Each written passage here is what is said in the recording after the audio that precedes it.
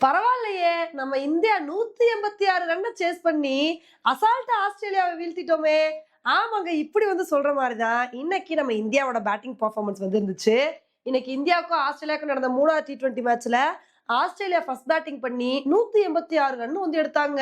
இத பார்த்தவுனே, இம்புட்டு ரன் அடிக்க விட்டுட்டோம். இவ்ளோ பெரிய ஸ்கோர சேஸ் பண்ணிருவோமா? அப்படின்னு நம்ம பயந்துட்டு இருந்தோம். ஆனா சும்மா சொல்லக்கூடாதுங்க. வழக்கம் போல அபிஷேக் சர்மா, இன்னைக்கு நான் அதிரடியா தான் ஸ்டார்ட் பண்ணுவேன் அப்படின்னு சொல்லிட்டு ஸ்டார்ட்டிங்ல இருந்தே நல்ல ஒரு இன்னிங்ஸ் குடுத்தாரு.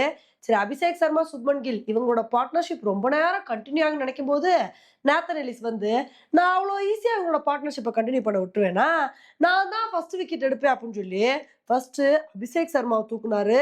அதுக்கப்புறம் அவரோட அடுத்த ஓவர்ல சுப்மன் கில்லோட விக்கெட்டே எடுத்தாருங்க. அதுக்கப்புறம் இன்னைக்கு சூரியகுமார் யாதவ் என்னைய வாழ ஃபார்ம்ல இல்லன்னு சொல்றீங்க? நான் பாருங்க வழக்கம் போல 6 அடிக்கிற மாரி இன்னைக்கு 6 அடிச்சு பட்டைய கிளப்பேன் அப்படின்னு ஒரு சூப்பரான இன்னிங்ஸ குடுத்து ஸ்டார்ட் பண்ணாருங்க. பரவால்லப்பா! சூரியகுமார் யாதவ் பழைய ஃபார்முக்கு வந்துட்டாரு. நல்ல ஒரு இன்னிங்ஸ அப்படியே கன்டின்யூ பண்ண போறாரு அப்படின்னு நினைக்கும்போது, அவர் வேற ஸ்டோனிஸோட பால்ல அவுட் ஆயிட்டாரு. அதுக்கப்புறம் அக்சர் பட்டேல் ஒரு கட்டத்துல நேத்தன் எல்லிஸோட பால்ல அவுட் ஆயிட்டாருங்க. திலக் வர்மா ஒரு நல்ல இன்னிங்ஸ குடுத்துட்டு இருந்தாரு.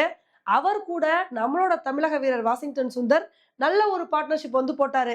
இவங்க 2 பேரோட பார்ட்னர்ஷிப் அப்படியே கன்டின்யூ ஆகும்னு நினைக்கும்போது, ஒரு கட்டத்துல திலக் வர்மா அவுட் ஆயிட்டாருங்க. அதுக்கப்புறம் நம்மளோட வாஷிங்டன் சுந்தர் இருந்துகிட்டு, யார் வேணா அவுட் ஆங்க போங்க. நான் நின்னு எப்படி மேட்ச முடிக்கிறேன் பாருங்க. நான் கடைசி வரைக்கும் நின்னு என் டீமுக்காண்டி மேட்ச முடிச்சு குடுத்துட்டு தான் போவேன் அப்படின்னு சொல்லிட்டு, ஒரு சூப்பரான இன்னிங்ஸ இன்னைக்கு வாஷிங்டன் சுந்தர் குடுத்தனால, இன்னைக்கு மேட்ச நம்ம இந்தியா 19வது ஓவர்லயே 5 விக்கெட் வித்தியாசத்துல ரொம்ப கம்ஃபர்டபுளா வின் பண்ணிட்டோங்க. இப்ப இந்த மேட்ச நம்ம இவ்ளோ தூரம் கம்ஃபர்டபுளா வின் பண்ணதுக்கு காரணம் என்னன்னு பாத்தீங்கன்னா, பேட்டிங்ல எல்லா பிளேயர்ஸுமே நல்ல ஒரு கான்ட்ரிபியூஷன் குடுத்திருக்காங்க.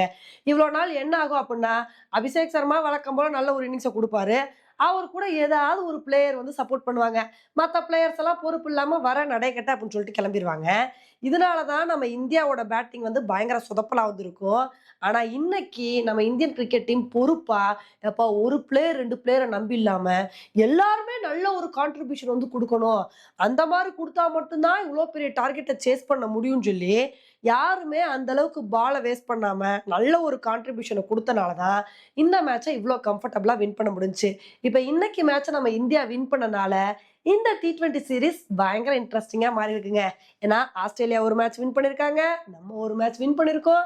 இன்னும் 2 மேட்ச் இருக்கு. அந்த 2 மேட்ச்ல யார் வின் பண்றாங்களோ, அவங்க தான் இந்த T20 சீரிஸ வின் பண்ணுவாங்க. இப்ப இந்தியன் கிரிக்கெட் ஃபேன்ஸ் என்ன நெனைப்பாங்க அப்டின்னா, அதான் ஒரு மேட்ச வின் பண்ணி இந்த T20 சீரிஸ வெற்றியோட ஸ்டார்ட் பண்ணிட்டீங்களே, இன்னி 2 மேட்சை வின் பண்ணிருங்க. நம்மளே இந்த T20 சீரிஸ வின் பண்ணிருவோம் அப்படின்னு இந்த மாரி சொல்லிட்டு இருப்பாங்க.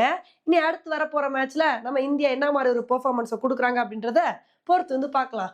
ஓகே ஃபிரெண்ட்ஸ், இந்த ஒரு மேட்ச பத்தி நீங்க என்ன நினைக்கிறீங்க அப்படின்றத என்னோட கமெண்ட் செக்ஷன்ல போடுங்க. இதே மாரி இன்னொரு வீடியோல உங்கள மீட் பண்றேன். Bye friends.